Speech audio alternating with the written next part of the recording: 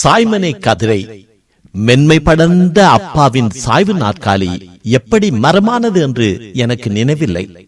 நீண்ட காலமாக மரத்திலான அது விரைத்த நாற்காலியாகவே இருந்தது. தலையணை கூட கிடையாது. முதிர்ந்த நேரத்தில் எப்படி வலி எடுக்காதிருந்திருக்கும்? இப்போது யோசித்து பார்க்கிறேன். அப்பாவின் நினைவு எப்போதும் கண்களில் நீரை திரையிட்டுக் கொண்டே இருக்கிறது.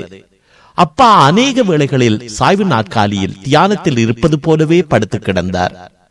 ஆனால் அவரது மனம் எங்களை படர்ந்தபடியே கிடந்தது. கடைசி காலங்களில் நீண்ட அமைதி அவரிடம் குடிகொண்டிருந்தது. எதற்கு நீ எரிந்து விழுந்து கொண்டு சிறுசிறுவென பேசி தெரிந்த அப்பா ஆடி அடங்கி கிடப்பதை பார்க்க எங்களுக்கு கஷ்டமாகத்தான் இருந்தது. அப்பா ஒரு நேர்பேர்வழி, எல்லாவற்றுக்கும் ஒரு ஒழுங்கை கடைபிடித்தார். அவரிடம் கண்டிப்பிருந்தது, அவரிடம் கடுமையான உழைப்பிருந்தது. எங்களுடன் மிக கண்டிப்பாக நடந்து கொண்டார். அவருடைய சின்ன அதட்டலுக்கும் நாங்கள் பயந்து நடுங்கினோம். என் அம்மா கூட நடுங்கினார். வாழும் வரை எங்களுக்கு அப்பாவை பிடிக்கவே இல்லை. காலையில் நேரத்துக்கு எழும்ப வேண்டும், குறிப்பிட்ட நேரத்துக்குள் படுத்து விட வேண்டும். தேவையில்லாமல் தொலைக்காட்சி பார்ப்பதோ வெளியில் நண்பர்களுடன் சேர்ந்து நேர காலம் இல்லாது விளையாடுவதோ தடை செய்யப்பட்டிருந்தது. அம்மாவின் வாழ்க்கை எப்போதும் அடிப்படைக்குள்ளே கரைந்தது. எங்கள் தவறுகளுக்கும் சேர்த்து அம்மாவே தண்டனைகளையும் அனுபவித்துக் கொண்டிருந்தார். ஆனாலும் இரவில் அவர்கள் ஒன்றாகவே தூங்கி எழுந்தார்கள். காலையில் அம்மா எப்போதும் பிரகாசமாகவும் உற்சாகமாகவும் இருந்தார். அப்பா எங்களுக்கு ஒரு ஹிட்லர் தான். அப்பாவுக்குள்ளும் ஒரு இதயம் கிடந்ததை நாங்கள் அன்று அறிந்திருக்கவில்லை. அது எங்களுக்காக துடித்ததை உணர காலம் தேவைப்பட்டது. உணரும் போது அப்பா எங்களுடன் இல்லை.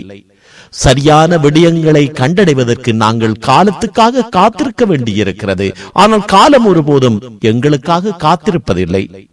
எனது ஒரே தங்கையின் திருமண மண்டபத்தில் அப்பா விம்மி வடித்து அடக்கியதை நான் ஓரக்கண்ணால் பார்த்தேன். அம்மா சிரித்தபடி மகிழ்ச்சியாக பூரித்து நிற்க அப்பா அழுகையை கட்டுப்படுத்தியபடி நின்றார். அவர் உதடுகள் துடித்தன. பற்களால் உதடுகளை அவர் கடிப்பது தெரிந்தது. அவர் கோபத்தில் தான் கடிக்கிறார் என்று நினைத்தேன். ஆனால் அப்படியல்ல. அவர் தனது மகளின் பிரிவு வேதனையில் துடித்தார். 25 வருடங்களாக உரிமை கொண்டாடிய தனது பாச மகளுடன் இனி உரிமை கொண்டாட முடியாது என்ற வேதனை அது. மார்பிலும் தோளிலும் தமிழ்ந்த மகள் இனி இன்னொருவருக்கு சொந்தம் என்ற மனப்படிமம் அவரை வாட்டியது. இது தேவையில்லாத ஒன்றுதான். ஆனாலும் அவர் வருந்தினார். இவ்வளவு காலமும் தனது கட்டுக்குள் தன்னையே நம்பியிருந்த மகள் தான் எவ்வளவு கடுமையாக நடந்து கொண்ட போதும் தன் மீது எவ்வளவு பாசத்தையும் மரியாதையும் வைத்திருந்தாள் என்பதை அவர் நினைத்திருக்கலாம். கண்களில் இருந்து ஒரு துளி சொட்டியது. யாரும் காணாதவாறு குனிந்து சமாளித்துக் கொண்டார். அந்த நேரத்திலும் தன் மகள் கவலைப்படக்கூடாது என்று அவர் நினைத்திருக்கலாம். அப்பா இவ்வளவு பாசத்தை ஏன் தனக்குள் ஒளித்து வைத்திருக்க வேண்டும்? அவர் எங்கோ தவறழைத்திருக்கிறார். சின்னதாக, மிக சின்னதாக அவர் தன்னை சரி செய்து கொண்டிருந்தால் எங்கள் இளமை காலம் எவ்வளவு மகிழ்ச்சியாக கழிந்திருக்கும். அம்மாவின் காலம் எவ்வளவு மகிழ்ச்சி நிரம்பியதாக இருந்திருக்கும். ஏன் அப்பாவால் முடியவில்லை? நாங்கள் நல்ல நிலையில் இன்று இருப்பதற்கு அப்பாதான் காரணம், மறுப்பதற்கில்லை. ஆனால் எங்கள் இளமையை தொலைத்தே இந்த நிலையை அடைந்தோம் என்பதும் கவலையாகத்தான் இருக்கிறது. எங்கள் இளமை காயங்கள் சங்கிலி தொடர்போல் தொடர்கின்றன. எங்களை அறியாமலே எங்கள் பிள்ளைகளையும் நாங்கள் காயப்படுத்துகிறோம். அப்பா வேண்டுமென்றே எதையும் செய்ததில்லை. காலங்காலமாக அப்பாக்கள் இப்படித்தான் கட்டமைக்கப்பட்டிருக்கிறார்கள். அப்பாக்கள் மீது பொறுப்புகள் சுமத்தப்படுகின்றன. அப்பாக்கள் குடும்ப தற்காப்பாளர்களாக நியமனம் பெற்று விடுகிறார்கள்.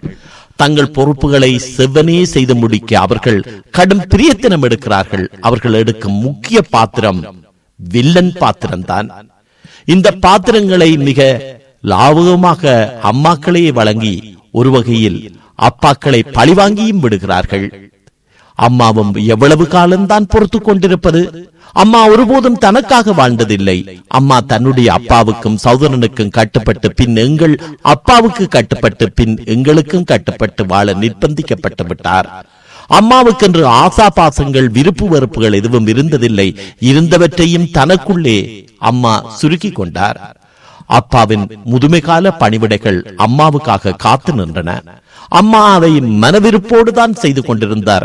ஆனாலும் அம்மாவின் மனம் நிறைந்த காயங்களால் நிரம்பி கிடந்தது. அப்பாவின் உடல் தளர்ந்து கொண்டே போனது. அவரிடம் முன்பிருந்த கம்பீரம் இப்போ இல்லை. முன்பு போல் அவரால் கற்சிக்க முடியவில்லை. சிறிது சிறிதாக எங்களிடம் தங்கியிருக்க வேண்டிய தேவை அவருக்கு ஏற்பட்டது. அதனால் எங்களிடம் அவர் பணிந்தார். அம்மாவிடம் முடியவில்லை. அவருக்கு மன அழுத்தம் அதிகமாக்கியது. தன்னுடைய மன அழுத்தம் முழுவதையும் ஒருங்கு திரட்டி வடித்துவிடக்கூடிய வடிகாலாக அம்மாவையே அவர் பயன்படுத்தினார். வழமை போல் ஒரு நாள் அவர் அம்மாவை அதட்டினார். அம்மாவின் பொறுமைக்கும் ஒரு எல்லை உண்டு. அம்மா திருப்பி யாருமே எதிர்பாராத பலமான ஒரு குரலை கொடுத்து விட்டார். அவ்வளவுதான். அம்மாவிடமிருந்து இப்படி ஒரு எதிர்குரலை அப்பா எதிர்பார்க்கவே இல்லை. ஆடி போய்விட்டார். அன்றிலிருந்து அவர் எதுவுமே பேசவில்லை. சாப்பிடுவதற்கு மட்டும் வாயை திறந்தார். சாப்பாடு கூட அவரை வெறுத்தது. பசியை ஒருத்தார். அம்மாவும் நாங்களும் அவரை பேச வைக்க கடும் பிரியத்தனம் எடுத்தோம். படாத பாடுபட்டோம். எங்கள் முயற்சி அவரை மேலும் இறுக்கிவிட்டது. நாட்கள், வாரங்கள், மாதங்களாகின. எந்த நேரமும் சதா அதிர்ந்து கொண்டிருந்த அப்பாவின் மௌனம் எங்களை வேதனைப்படுத்தியது. சரியாக 6வது மாதம் அப்பா நிரந்தரமாகவே மௌனமானார். அவரது சாய்மனை கதிரை அப்படியே விரைத்தபடி கிடக்கிறது. ஆனாலும் அப்பா கால்களை உண்ணுகிறார். அது மெதுவாக அமைதியாக ஆடிக்கொண்டே இருக்கிறது. அப்பாவின் குரல் மட்டும் எங்களுக்கு கேட்கவே இல்லை.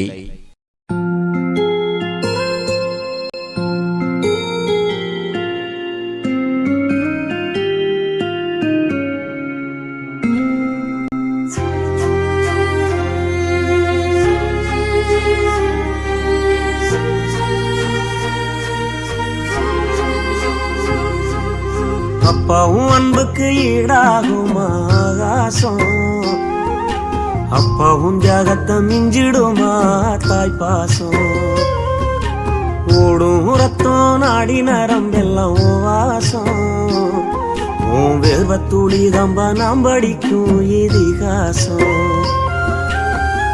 உன்னை போல பூமி இல்ல, உன்னை விட சாமி இல்ல. சொல்ல வார்த்தை ஏதும் இல்லவோ, சொல்ல விட வேதம் இல்ல. கண்டிக்கும் உன்னோட பாசத்துக்கு முன்னே கடவுளும் கூட நிகரில்ல. அப்பா அப்பாவும் அன்புக்கு ஈடாகும் ஆகாசம். அப்பாவும் தியாகத்தை மிஞ்சிடுமா தாய்ப்பாசம்.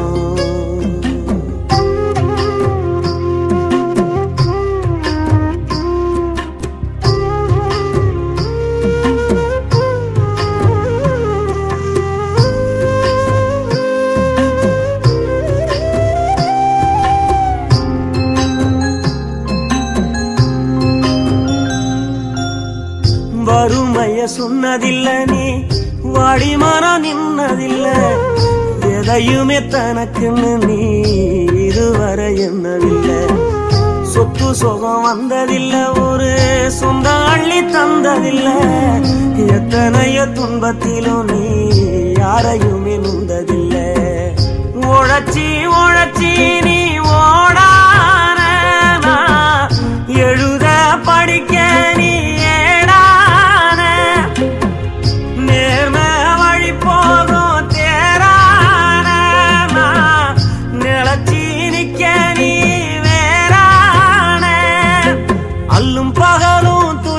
கடலில் நீராடி என்ன ஆலமரமாளாக்குன போராடி.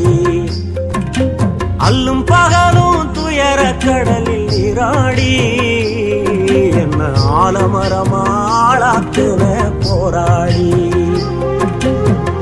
அப்பா அப்பாவும் அன்புக்கு ஈடாகும் ஆகாசம். அப்பாவும் தியாகத்தை மிஞ்சிடுமா தாய்ப்பாசம். ஓடும் ரத்தம் நாடி நரம்பெல்லாம் வாசம். உன் வேர்வத்துளி தம்ப நாம் படிக்கும் இதிகாசம்.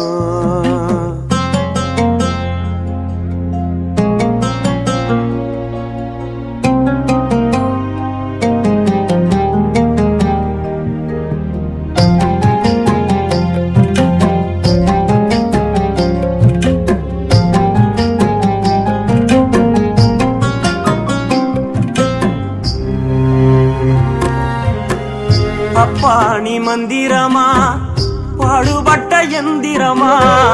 நம்பிக்கைய நீர்ந்த நான் வளர்ந்தேன் கோபுரமா ஓயாத சக்கரமா கன்னிமாய் போல் பத்திரமா என்ன பாதுகாத்து நீ வளர்த்த பாங்க நான் சொல்லணுமா தோளில் சாய்த்தென்ன ஆராட்டி துவண்டு விழும்போது சீராட்டி பாசமழை தூவி பாராட்டி பக்கத்தோட நின்று வழிகாட்டி என்ன வளர்த்த உன் பாசந்தான் மாறாது 7 சென்மத்திலும் நாம் பட்ட கடந்தான் தீராது என்ன வளர்த்த உன் பாசந்தான் மாறாது 7 ஜென்மத்திலும் நாம் பட்ட கடந்தான் தீராது அப்பா அப்பாவும் அன்புக்கு ஈடாகுமா ஆகாசம் அப்பாவும் தியாகத்தை மிஞ்சிடுமா தாய்ப்பாசம் ஓடும் ரத்தம் நாடி நரம்பெல்லாம் வாசம் வேர்வத்தூடி தம்ப நாம் படிக்கும் இதுகாசம்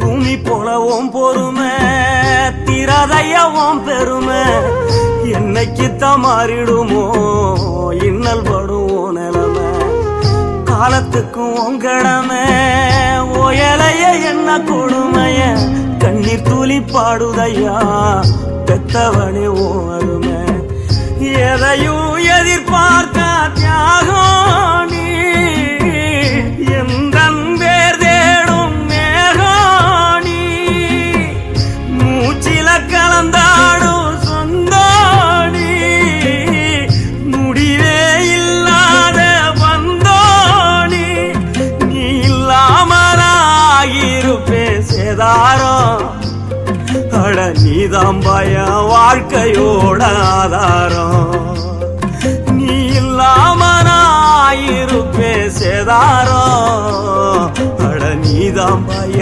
வாழ்க்கையோட ஆதாரம் அப்பா அப்பாவும் அன்புக்கு ஈடாகுமா ஆகாசம் அப்பாவும் தியாகத்தை மிஞ்சிடுமா தாய்ப்பாசம் ஓடும் ரத்தம் நாடி நரம்பெல்லாம் வாசம் வேர்வத்தூடி தம்ப நாம் படிக்கும் இது